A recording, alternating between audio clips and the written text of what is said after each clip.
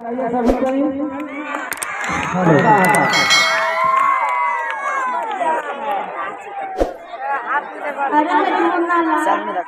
मुन्ना बेटा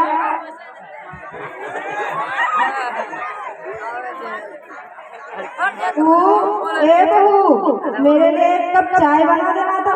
पता नहीं पूरे दिन कमरे में पड़े पड़े क्या करती हो। एक कप चाय के लिए चिल्ला चिल्ला के थक जाती हूँ, लेकिन नहीं मिलता है। माँ जी, मेरी तबीयत खराब है, मैं नहीं बना सकती, आप खुद ही बना कर पी ले। तुझसे एक कप चाय नहीं बन सकता तो तुम घर के दूसरे काम कैसे संभालेगी? तुम्हारी माँ का काम कर देगी क्या? चाय बना कर पिलाओ, घर का सारा काम करो, पोछा पोछी, थाली बर्तन करो, बच्चे को संभालो। मैं घर की नौकरानी हूँ क्या? लगता है कि सारा घर का ठेका मैं ही ले रखी हूँ। अब से मैं कुछ नहीं करूँगी, थक चुकी हूँ मैं। ना जाने किसके मुंह देखकर इस मनहूस नागिन और चुड़ैल को उठा कर एक भी काम करने को कह दो तो बहाना बनाने लगती है, ऊपर से मुंह भी चलाने लगती है। तुम्हारी जुबान बहुत लंबी हो गई है। हाँ, खुद को गद्दा पर आराम से बैठी रहती है और मुझ पर हुक्म चला रही है। ठीक है, आने दो मेरे बेटे को, फिर देखना मैं क्या करती हूँ। मेरे बेटे से कहकर मैं इतना मार खिलाऊंगी ना कि तुम्हारा मुंह चलाना बंद करवा दूंगी। हाँ, मैं भी देखती हूँ किसका सुनता है। मैं उसे कहूँगी कि या तो इस घर में तुम्हारी माँ रहेगी या तो फिर मैं।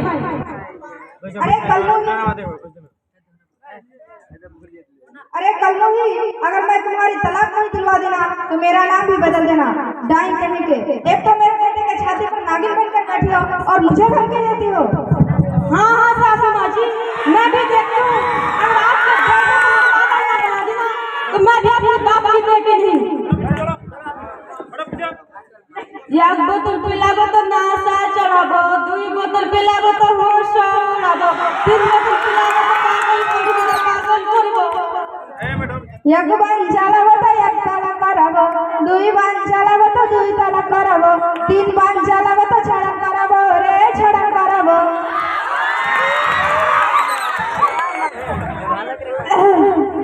जी सुनता हो, आज का फैसला कर ही दो।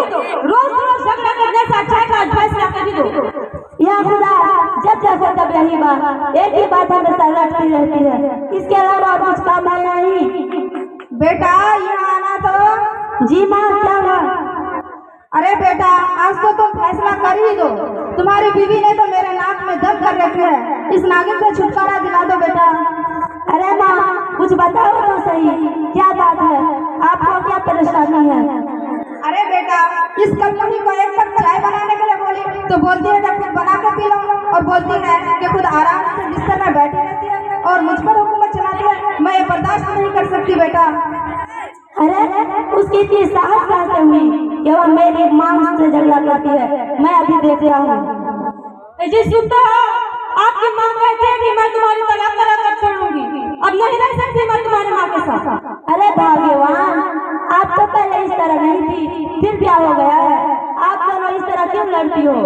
एक तो मैं तुम्हारे बच्चे को संभालती हूँ, घर का सारा काम करती हूँ, उसको ध्यान रखो कि मैं झगड़ा करती हूँ। अरे बेटा, आखिर मैं तुम्हारी माँ हूँ ना, इसलिए तुम मेरी सुनो। जब तुम छोटे थे तो तुम्हारे लिए मैंने ना जाने क्या क्या नहीं किया, कितने मुश्किलें झेले। तुम जब कपड़े में पेशाब कर देते थे तो रात में उठ उठ कर कपड़ा बदलती थी। तुम्हारे लिए मैंने खुशी खुशी सब कुछ निछावर कर दी। बेटा, तुम मेरी सुनो और इस कल्लूही को तलाक दे दो।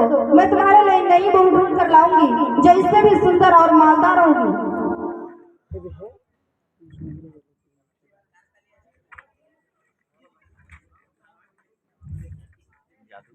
जी आप आपकी माँ की बात मत सुनो, मैं तो आपका कपड़ा धोती हूँ, आपके लिए खाना पकाती हूँ, आपके बच्चों का ख्याल रखती हूँ। ऐसा करो, आप ना अपनी माँ को हमसे अलग कर दो।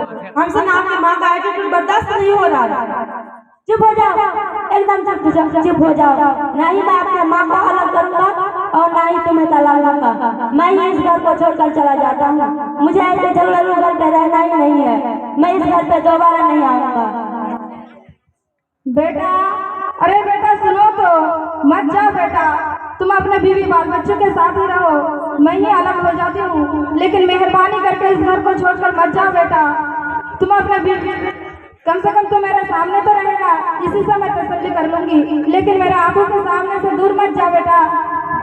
नहीं माँ, आज मैं किसी का सुनने वाला नहीं हूँ। मुझे ऐसे जंगल में घर में रहना ही नहीं है। मैं जा रहा हूँ।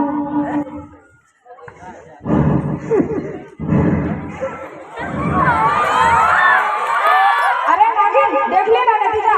अगर तुम्हारी आदत अच्छी होती ना तो शायद मेरा बेटा घर छोड़कर नहीं जाता। मिल गई ना तुम्हारे दिल को ठंडक। अरे बुढ़िया, इसके जिम्मेदार मैं नहीं, तुम खुद हो। तूने अपने बेटे को घर से भगाया। अगर तू एक अच्छी माँ होती तो अपने बेटे को नहीं कहती कि बहू को तलाक दे दो। तुम्हें तो अपने बहू और पोते पोतियों की खुशी बर्दाश्त नहीं होती ना। सबसे बड़ी डायन तो तुम हो, इसलिए इसकी जिम्मेदार मैं नहीं, तुम खुद हो बुढ़िया। और हाँ, एक बात याद रखना, अगर मुन्ना के पापा को कुछ हो गया ना तो मैं तुम्हारे मुंह से लौटूंगी। तुमने ही मेरे बेटे को घर से निकाला है, इसलिए इसकी जिम्मेदार सिर्फ और सिर्फ तुम हो। मैंने तू नहीं निकाली बुढ़िया। रुक जा डाइन, तुम्हें तो मैं नहीं छोड़ूंगी। क्या कर रहे हैं आप दोनों? खुदा के वास्ते आप दोनों लड़ना बंद करें। क्या कर रही हैं आप दोनों? अरे बहन जी, क्या बताऊं, इस कलमोही की वजह से मेरा बेटा गुस्सा होकर घर से निकल गया। नहीं खाला जाके से बुढ़िया की वजह से निकला। मेहरबानी करके आप दोनों लड़ना बंद करें। अब मुझे सब कुछ समझ में आ गया है। अब आप दोनों मेरी बातों को ध्यान से सुनें।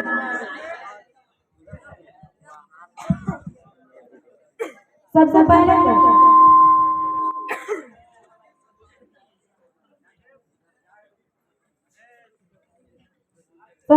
तो गलती आप दोनों की है। आप दोनों ने लड़ाई की और बेचारे को घर छोड़कर जाना पड़ा।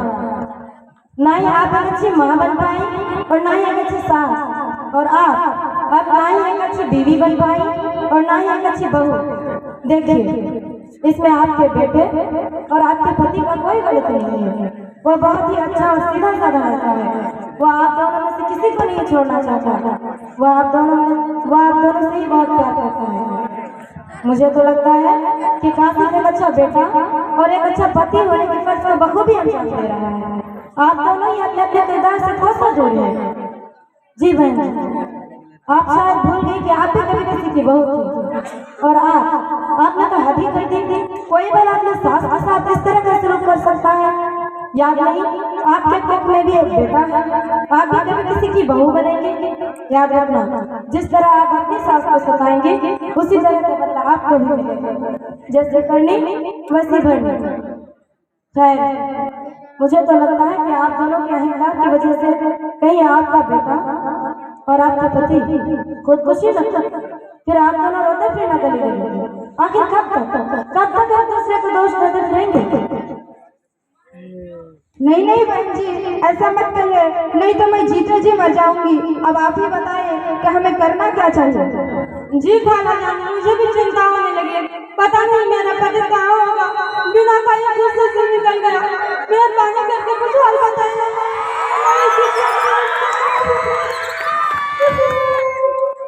ठीक है, पहले आप दोनों अपनी अपनी गलतियों को कबूल करें, एक दूसरे से माफी मांगे और एक कसम खाएं कि आइंदा से कभी भी किसी भी बात पर झगड़ा ना हो और हमेशा प्यार और मोहब्बत और मिलजुल कर रहेंगे। क्योंकि देखिए, एक मर्द पूरे दिन काम करके थके चुर होकर फिर भी अपने लबों पर मुस्कान लिए अपने माँ बाप और बीवी बाल बच्चों के लिए शाम को घर आते हैं ताकि अपनी माँ की दो प्यार भरी बातें सुनकर अपने बीवी बाल बच्चों के साथ खाना खाकर चैन और सुकून महसूस कर सके। लेकिन आप दोनों ने तो उनका जीना ही आराम कर रखा है। आप दोनों ने उनकी परेशानी को देखने की कोशिश तक नहीं की। उल्टे आप दोनों का झगड़ा उनके सर पर थोप गई और लगभग हर घर में हर मर्द के साथ यही होता है। इसीलिए हम औरतों को चाहिए कि हम अपनी छोटी मोटी झगड़ों को मर्दों तक न पहुँचाए। हत्ता इम्कान हमें अपनी समस्या खुद ही हल कर लेनी चाहिए। समझ रही है ना आप दोनों? अच्छा बहन जी, अब ये बता दें कि एक सास और एक माँ को कैसा होना चाहिए। जी खाला जान, मुझे भी बताएं कि आखिर एक बहू और एक बीवी को कैसे होनी चाहिए। खैर, मेरी बातें लंबी हो रही है, मैं बस इतना कहूँगी कि आपको इसके लिए कुछ माँ के किरदार और कुछ सास के किरदार के मुताबिक कुछ किताबें पढ़नी चाहिए। और भी दीगर किताबें हैं जैसे अहदीस, वालिदैन पर बच्चों के हुकूक, सीरत नबी, हजरत आयशा रज़ियल्लाहु अन्हा, हजरत फातिमा, इनके सीरतों के बारे में तालीम लेनी चाहिए और अपने सूरतों के साथ साथ अपने सीरतों को भी संवारना चाहिए ताकि इन किताबों को पढ़कर आप अपने किरदार पहचान सकें। और आपको भी चाहिए कि आप भी इन किताबों के साथ साथ तोहफा दुल्हन जैसी अच्छी सीरत वाली किताबों की मुताला करें और अपने सूरतों के साथ साथ अपनी सीरतों को भी संवारें। खैर, इससे पहले कि बहुत देर हो जाए, आप जाइए और अपने बेटे को समझा बुझाकर घर वापस आइए। अब मुझे जाने की इजाजत दें। अस्सलामु अलैकुम वरहमतुल्लाहि वबरकातुहू।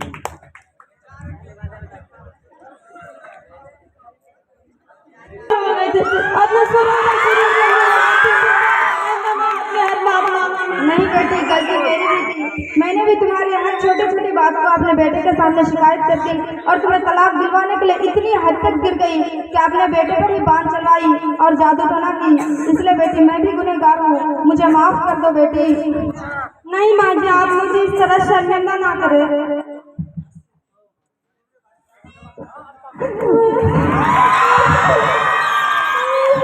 नहीं मेरी बच्ची, चुप हो जाओ, सब कुछ ठीक हो जाएगा।